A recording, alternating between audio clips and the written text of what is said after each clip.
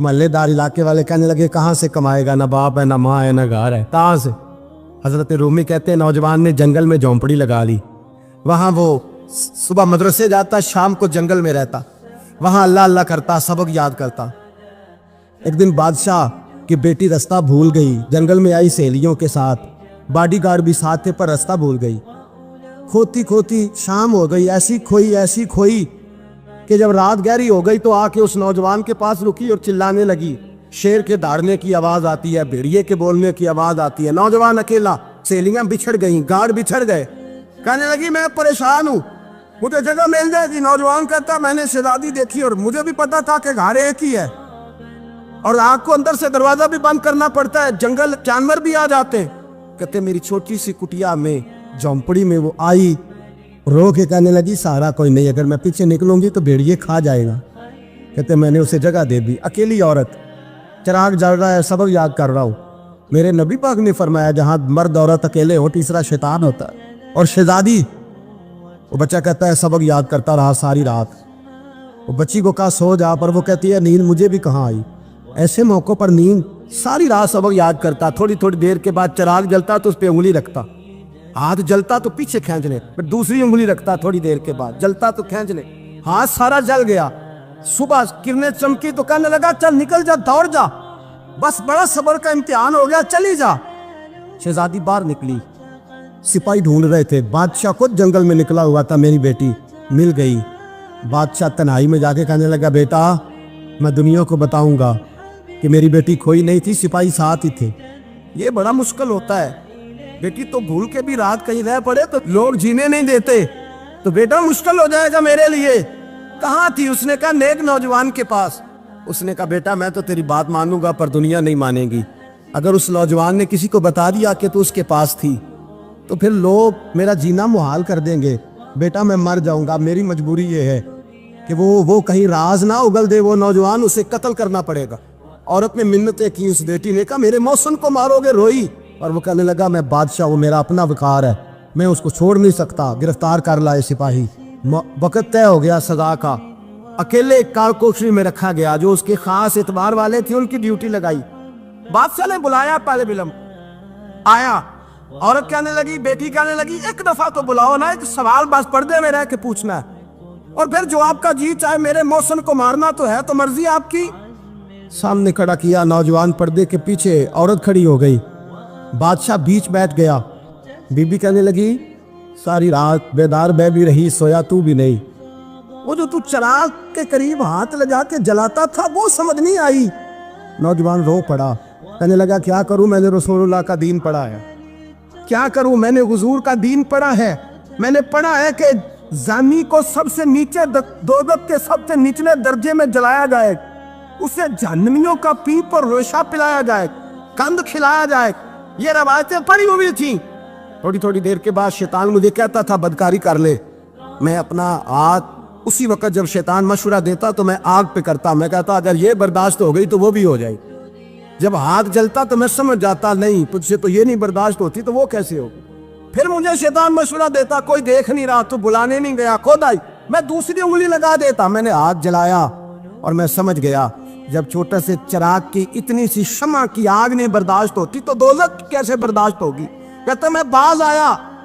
बादशाह ने ये कहानी सुनी, लफ्ज सुने तो चीख मार के रोया। कहने लगा तालिब इल्म, तू तो मेरे नबी का सच्चा गुलाम है और मेरे रसूल के जो सच्चे गुलाम होते हैं उन्हें फांसियां नहीं दी जाती, उन्हें तख्त पर बिठाया जाता है। अब तुझे सजा नहीं होगी बल्कि मैं अपनी बेटी का निकाह तेरे साथ करूंगा और मेरे बाद इस सल्तनत का बादशाह भी तू ही बनेगा। अब वो नौजवान वहां नारे लगा रहा है, कहता लोगों तुम मुझे कहते थे दीन से क्या मिलता है, दीन से तो अल्लाह तख्त ताज भी अता फरमा देता है। अगर नौजवान शर्म हया वाले बन के रहे अल्लाह सारी इज्जतें दे देगा। देखे ना अल्लाह के फजल से इज्जत मिलती है और जब कोई इज्जतदारों जैसा काम ही ना करे। एक बात और अर्ज करनी है पर वक्त थोड़ा रह गया। जवानों, मैं ना जब कभी परेशान होता हूँ ना तो मैं ये वाली बात खोल के पढ़ता हूँ। वाला ये बात ढारस बनाती है, ढारस तवानाई देती है, पूरा मजमून बांधा है। आला हज़रत कहते हैं बेरूपिया था, मदारी, रूप बदल बदल के दिखाया करता था, बादशाहों से इनाम लेता था। एक दिन औरंगजेब आलमगीर के पास आ गया, कहने लगा मैं रूप बदलूंगा, अगर आप पहचान ना सके तो मैं इनाम लूंगा। آپ نے فرمایا میں کوئی ایسے ویسا بادشاہ نہیں، کہا مجھے دھوکہ دینا مشکل ہے، کہا نہیں میں روپ بدلوں گا۔ حضرت اورنگزیب عالم کی بڑے نیک بادشاہ گزرے، بڑے پرہیزگار وہ بے روپیہ کہنے لگا میں روپ بدلوں گا، آپ نہیں پہچان سکیں گے۔ فرمایا چل جتنا تیرے اندر زور ہے لگا لے۔ حضرت نے اعلان کیا کہ میں نے فوجی بھرتی کر دے، 2 ماہ کے بعد ٹیسٹ ہوگا۔ وہ 2 مہینے دوڑتا رہا، رنگ روپ بناتا رہا، آیا ٹیسٹ دینے، 2-3 سپاہیوں کا امتحان لیا، اس کی باری آئی تو 10 روپے دیے، کہنے لگے تیرے آنے جانے کا کرایہ میں نے تجھے پہچان لیا ہے۔ کچھ دنوں کے بعد جانے لگے سفر پر تو بھکاری آ گئے خیرات مانگنے، اس نے بھی سارے منہ پر سیاہی مال لی، کپڑے پھاڑ لیے، سر کے بال منڈا لیے، پگے تک کٹا لی، بدرنگ ہو کے آیا، کاسا آگے کیا تو حضرت نے 10 روپے ڈالے، کہنے لگے تیرے آنے جانے کا کرایہ میں نے پہچان لیا ہے۔ کچھ دن گزرے تو ٹیچر کی ضرورت تھی، اس نے منہ بڑی کر لی، داڑھی نکلی لگا لی، سر پہ جنا کیپ پہن لی، ایک شیروانی لے لی اور ہاتھ میں چھڑی پکڑ کے آیا، کہنے لگا میں استاد ہوں، 2-4 بندوں کا امتحان لیا، اس کی باری آئی تو 5 روپے دیے، 10 روپے دیے، کہا تیرا کرایہ میں نے پہچان لیا۔ 2 سال گزر گئے، وہ جب بھی آتا حضرت پہچان لیتے۔ ایک دن سفر پہ جا رہے تھے، بہت بڑا لشکر تھا، جہاد کرنے جا رہے تھے اورنگزیب عالم کی، تو دیکھا ایک پہاڑی ہے، پہاڑی پہ لوگ جا بھی رہے ہیں آ بھی رہے۔ اورنگزیب عالم کی پوچھنے لگے یہاں کیا ہے؟ کہنے لگے بابا جی بیٹھے ہیں دعا کرتے ہیں، اللہ کے نیک بندے ہیں۔ اورنگزیب کہنے لگے یار پرانے لوگ سارے ہی اللہ والوں کو مانتے، یہ بھی مصیبت آئی ہے جتنی نہیں آئی ہے، سارے لوگ ہی مانتے۔ کہنے لگے ذرا میں دعا نہ کرا لوں، بچے کام جا رہا ہوں۔ اورنگزیب بادشاہ تھے، بادشاہ لوگ نازک مزاج ہوتے ہیں، گھوڑے سے اترے، بڑی مشکل سے پہاڑی پہ چڑھے، اوپر گئے تو لائن لگی ہے، بابا جی غار میں بیٹھے، کہنے لگے میں نے ملنا، میں اورنگزیب ہوں۔ انہوں نے کہا ہمارا بابا اس طرح کا پیر نہیں کہ امیر آئے تو رنگ اور ہو، غریب آئے تو اور ہو، یہاں اگر ملنا ہے تو لائن میں لگ جاؤ، سب ایک جیسے۔ اب لائن میں کھڑے ہو گئے، 50 آدمی آگے تھے، کہتے ہیں 51واں نمبر تھا، تھک گیا دھوپ میں کھڑا کھڑا۔ جب میں پہنچا غار کے دہانے تو میں نے بابا جی کے چہرے پہ نظر ڈالی تو بڑا نورانی چہرہ، بڑی خوبصورت لب و لہجہ۔ میں نے کہا میرے جیسا آدمی بھی پگڑی باندھ لے تو اچھا لگنے لگ جاتا ہے، بڑا خوبصورت انداز۔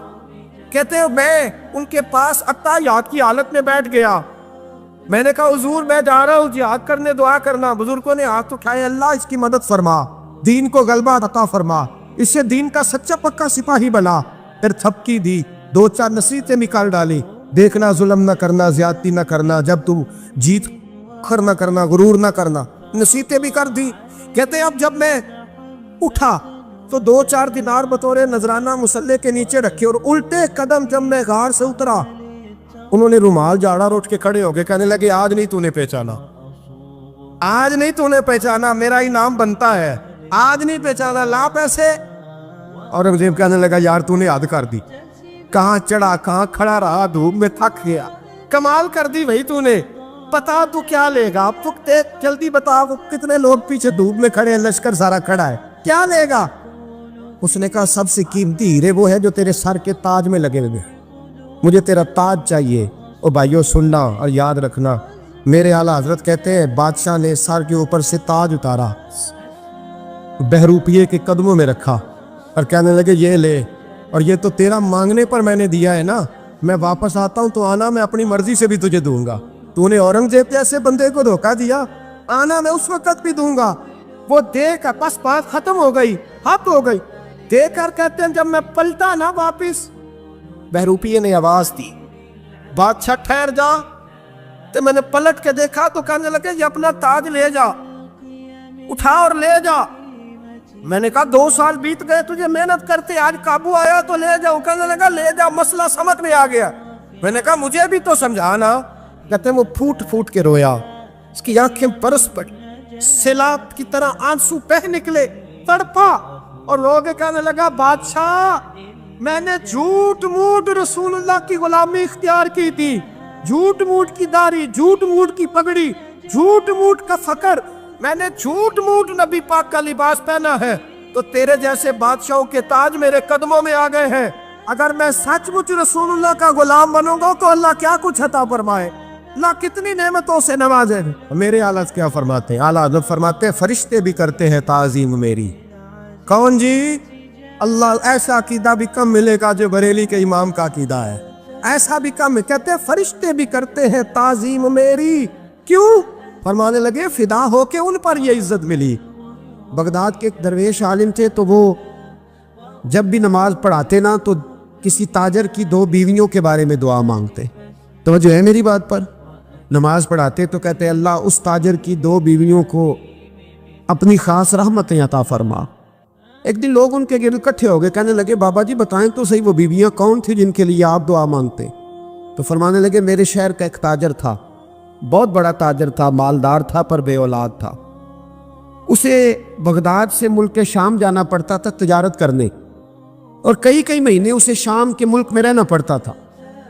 اس نے اس طرح کیا کہ وہاں بھی ایک شادی کر لی. توجہ ہے نا میری بات پر؟ کیا کر لیا اس نے؟ دوسری شادی کرنا مرد کے لیے جائز ہے, تیسری کرنا بھی, چوتھی کرنا بھی بیک وقت, مگر اگر انصاف کر سکے تو. اگر چاروں میں ہم نہ آدھا مسئلہ سنتے ہیں اور آدھا ہی بیان کرتے ہیں, اگر انصاف نہ کر سکے پھر اس کے لیے 4 جائز, پھر وہ ایک ہی رکھے گا. تو عزیز دوست, دوسرا نکاح کر لیا, شادی ہو گئی. اب وہ وہاں کچھ زیادہ وقت گزارنے لگا, مالدار آدمی تھا, بیوی کو مکان بھی لے کے دے دیا. اب وہ دیر سے آتا واپس, اور جب آتا بھی تو اس کے وہ والے انداز نہ ہوتے جو پہلے ہوا کرتے تھے. اب بیوی سے بڑا جاسوس بھی کوئی نہیں ہوتا, اس کو تو پہلے پتہ چل جاتا ہے کہ ماجرا کیا ہے, اسے بڑی خبر ہوتی ہے. تو اس نے محسوس کر لیا کہ بدلے سے میری سرکار نظر آتے. وہ کہنے لگی اب کہ جب آتا جاتا ہے تو اس کے حالات کچھ بدلے سے ہیں, ماحول کچھ اور ہے. اس نے ایک بوڑھا آدمی جو اس کا عزیز بھی تھا اور سمجھدار بھی تھا, اس کو تیار کیا. کہنے لگی اب کہ جب ملک کے شام جائے نا تو اس کا پیچھا کرنا اور خبر کرنا کہ کہاں رہتا ہے, کہاں جاتا ہے, کیا کرتا ہے. وہ بوڑھے بزرگ جو تھے وہ خاتون کے کہنے پر کچھ اس نے کرایہ بھی دیا.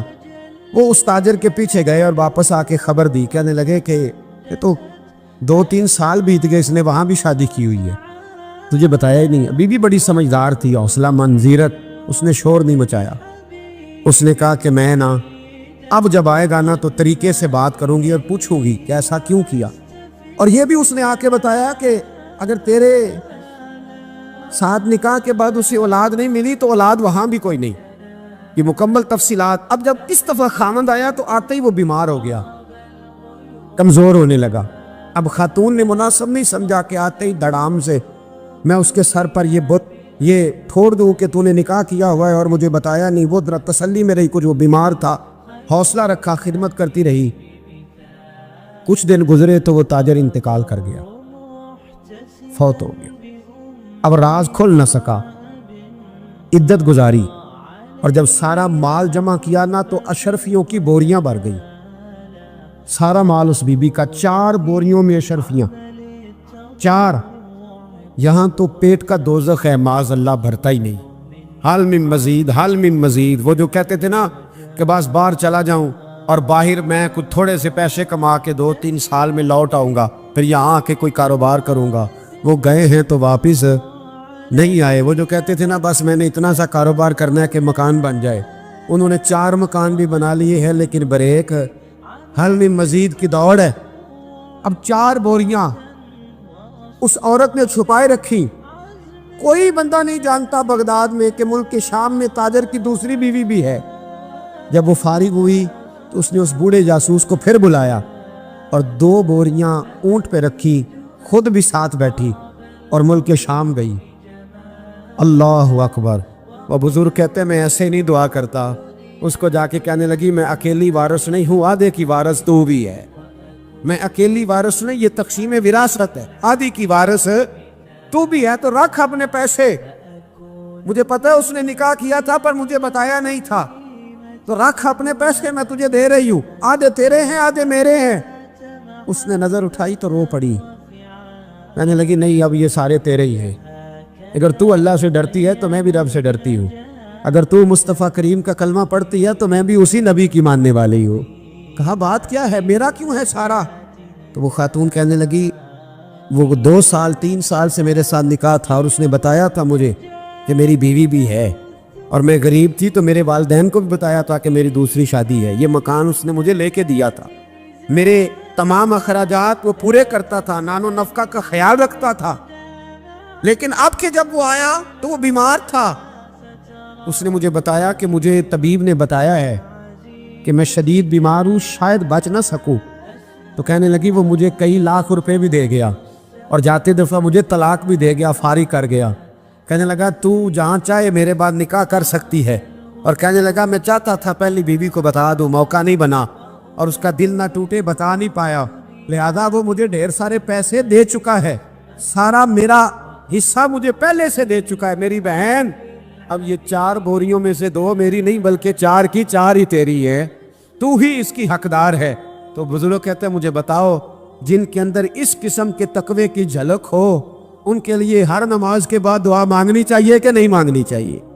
حضرت عمر کے زمانے میں نا ایک نوجوان تھا، نیک تھا، مسجد جایا کرتا تھا رات کو، تو مسجد جا رہا تھا تو رستے میں ایک عورت نے دعوت گناہ دی، ابن عساکر نے اس کو لکھا ہے۔ تو نوجوان تھا، خواہشات تھی، کچھ طبیعت مائل ہو گئی، ابھی ادھر جا ہی رہا تھا کہ کسی نے آیت پڑھ دی، والی من خاف مقام ربی جنتان، جو رب کے سامنے کھڑے ہونے سے ڈرے گا اللہ 2 جنتیں دے گا۔ واقعی ڈر گیا، وہ واقعی ڈر گیا، اتنا ڈرا کہ بے ہوش ہو کے گر پڑا۔ بیماری سے لوگ بے ہوش ہوتے ہیں، پیسے ڈوب گئے بے ہوش ہوتے ہیں، بچے کے غم میں بے ہوش ہوتے ہیں۔ سچ بتاؤ کبھی خوف خدا سے بھی بے ہوش ہوتا کوئی دیکھا ہے؟ ہمارے ہاں تو روز مرہ ہی نہیں ہے بھائی، اور بڑی باتیں ہیں بے ہوش ہونے کی، ڈرنے کی، غش کھانے کی۔ بے ہوش ہو کے گر پڑا، بوڑھے باپ کو کسی نے بتایا بچہ بے ہوش پڑا ہے، اٹھا کے گھر لائے، گھر لا کے کہا بیٹا کیا ہوا؟ نوجوان ہے، چڑھتی جوانی ہے پر پاکیزہ بڑی ہے۔ کہنے لگا ابا جی گناہ کی طرف چلا گیا تھا پر میں نے آیت سن لی جو اللہ کے سامنے کھڑے ہونے سے ڈرے گا رب 2 جنتیں دے گا، میں ڈر گیا تھا، رب واقعی 2 جنتیں دے گا۔ باپ رو پڑے، ابا جی کی آنکھوں میں آنسو آئے اور کہا پتر اللہ بڑا مہربان ہے، اس کے بعد سچے ہیں، واقعی 2 جنتیں دے گا۔ اس نے پھر ایک چیخ ماری اور اس طرح کی ماری کہ اس کی روح ہی پرواز کر گئی، روح ہی پرواز کر گئی۔ کشتگان خنجر تسلیم را، عشق کی خنجر سے قتل ہو گئے لوگ۔ صبح حضرت عمر کو پتہ چلا کہ انہوں نے تو رات جنازہ بھی پڑھ دیا، تدفین بھی کر دی۔ جناب عمر فرمانے لگے اتنا نیک نوجوان خوف خدا سے دنیا سے چلا گیا، مجھے کیوں نہیں بلایا میں جنازہ پڑھتا؟ فاروق اعظم فرما رہے ہیں میرا شوق تھا میں اس کا جنازہ پڑھتا۔ کہ حضور آپ کو تکلیف نہیں دی؟ فرمایا بتاؤ قبر کہاں ہے؟ تے کامل پیر اونا دے باہو قبر جنا دی جیوے۔ حضرت فاروق اعظم قبر پہ تشریف لے گئے اور کھڑے ہو کے فرمانے لگے نوجوان مجھے امید ہے میرے رب نے تجھے 2 جنتیں دی ہوں گی۔ ابن عساکر کھول کے دیکھو تاریخ بغداد نے کیا لکھا ہے۔ حضرت سیدنا فاروق نے فرمایا امید ہے 2 جنتیں دی ہوں گی، قبر کے اندر سے بولا کامل پیرونا دے باہو قبر جنا دی جیوے، قبر کے اندر سے بولا۔ کہنے لگا حضور امید والی بات نہیں، رب کے وعدے سچے ہیں، اس نے واقعی مجھے 2 جنتیں عطا فرمائی، 2 جنتیں دی ہیں، میں نے اپنے مالک کو راضی پایا۔ ہمارے صوفیاء تصوف میں ایک جملہ بولتے ہیں کہ تیرا تو فقر فقر بوزر ہے، یعنی جن کو صحیح درویش کہتے ہیں نا، صحیح درویش۔ مولا علی شیر خدا رضی اللہ تعالیٰ عنہ فرمایا کرتے 2 ہی تو بندے ہیں جو رب کے رستے میں کسی شے کی پرواہ نہیں کرتے۔ حضور کون سے؟ فرمایا ابو ذر غفاری ہے اور دوسرے علی المرتضیٰ ہے۔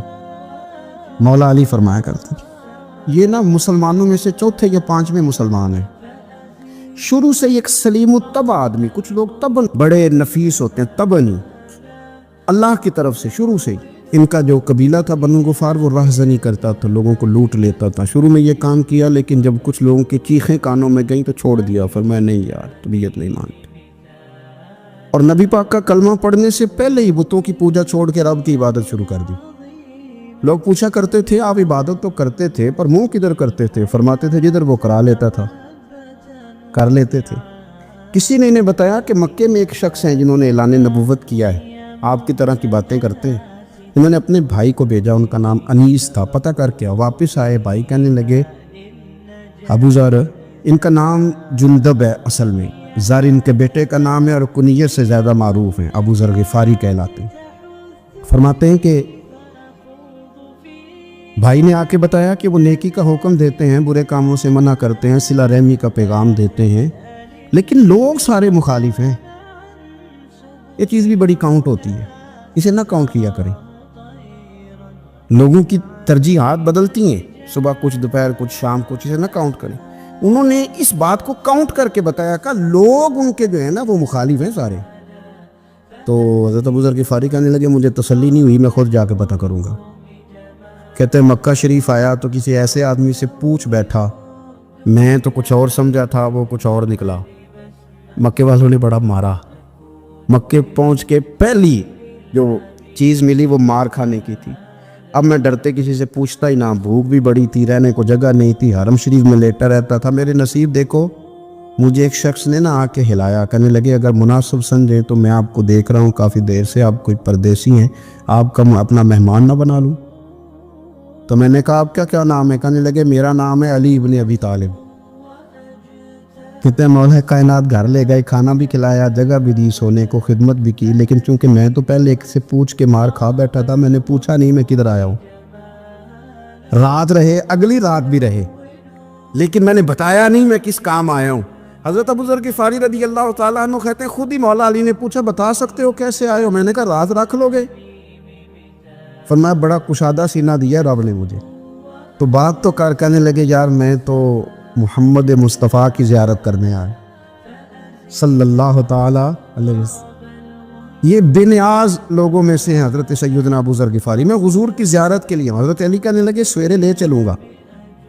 انسان بزدل نہیں ہوتا, ہر انسان بزدل نہیں ہوتا, اور بلا وجہ ٹکراؤ کی پالیسی بنا لینا یہ بھی سیانے لوگوں کا کام نہیں.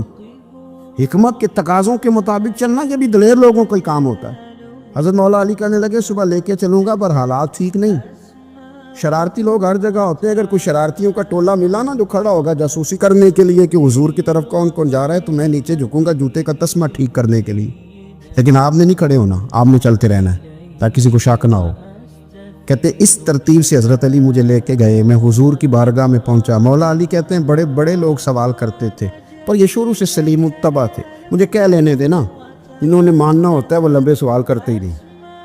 مان جو لیا تو لمبے سوالوں کی ضرورت ہی کوئی نہیں. کہتے ہیں لوگ بڑے بڑے سوال کرتے تھے, پر ابو ذر نے 2-3 باتیں پوچھی اور آگے جا کے کہنے لگے حضور ہاتھ بڑھائیں مجھے کلمہ پڑھائیں. نبی پاک صلی اللہ علیہ وسلم نے کلمہ پڑھایا. فرمایا باہر جا کے نا ابھی ذکر کرنا کہ تم مسلمان ہو گیا, یہ ماریں گے. عرض کی حضور انہیں مارنے دے, میں آیا بھی مار کھا نہیں ہے, انہیں مارنے دے دا.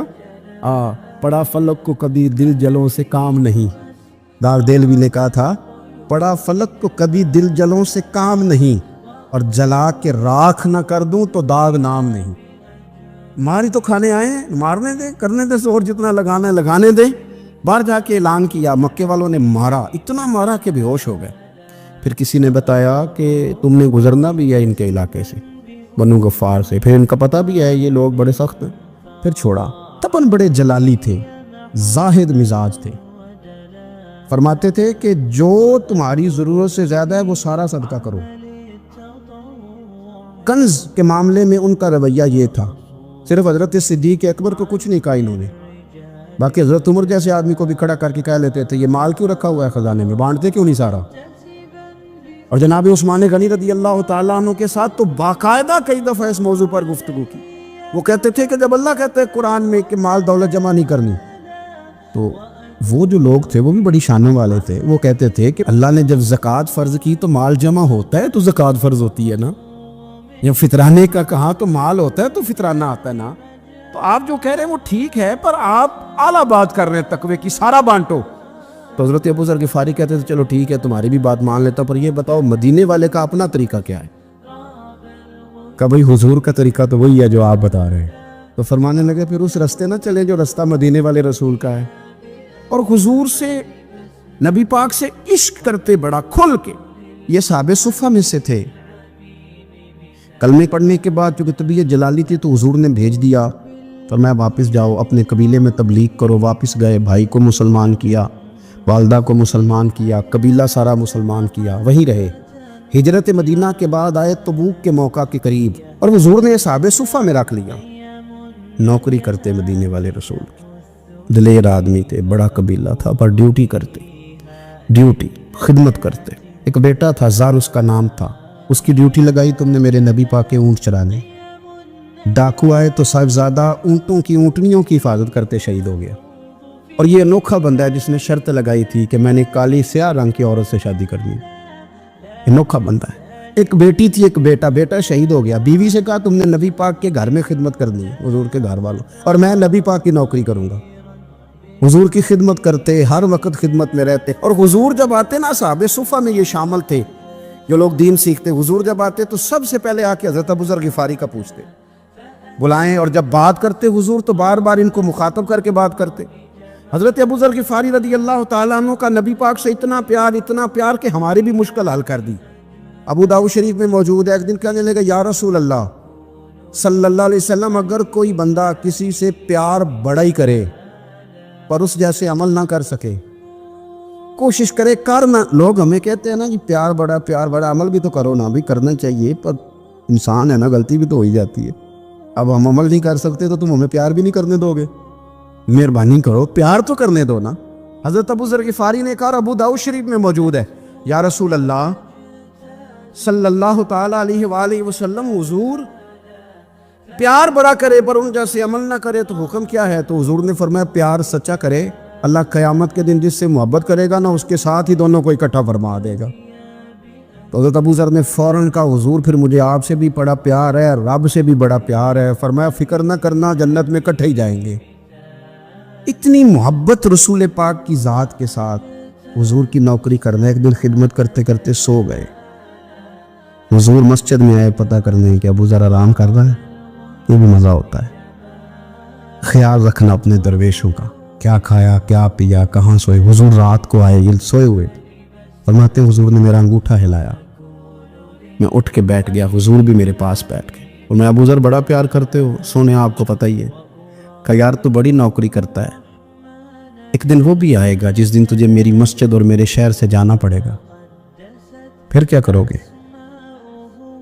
तो अर्ज़ की, हुजूर किसी की ताकत है मुझे आपके शहर से निकाले? मैं तलवार निकाल लूँगा।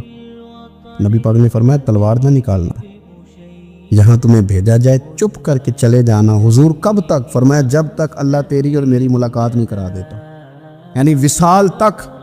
ये वाहिद शख्स है कि हुजूर के विसाले ज़ाहिरी का वक्त आ गया तो फरमाया, कोई मेरे अबू ज़र को बुलाओ। जब ये आए तो हुजूर लेटे हुए थे, ये झुके नबी पाक की तरफ, हुजूर में हाज़िर हो तो हुजूर ने पकड़ के सीने के साथ लगा लिया। मेरे रसूल पाक सल्लल्लाहु अलैहि वसल्लम की खिदमत में एक दफ़ा अर्ज़ करने लगे, हुजूर मुझे सूबे का गवर्नर बना दे। तो नबी पाक ने फरमाया, अबू ज़र मैं ओहदे पसंद नहीं करता, तो तुम्हें भी मैं कहता हूँ ओहदा ना लेना, तुम्हें भी कहता हूँ ओहदा ना लेना। फरमाया, अबू ज़र मैं जो चीज़ अपने लिए पसंद करूँगा तुम्हें भी उसी का मशवरा दूँगा। तुम बंदे अच्छे हो पर ये काम तुम्हारे बस का नहीं है। बड़े जाहिद आदमी मेरे रसूल करीम सल्लल्लाहु ताला अलैहि वसल्लम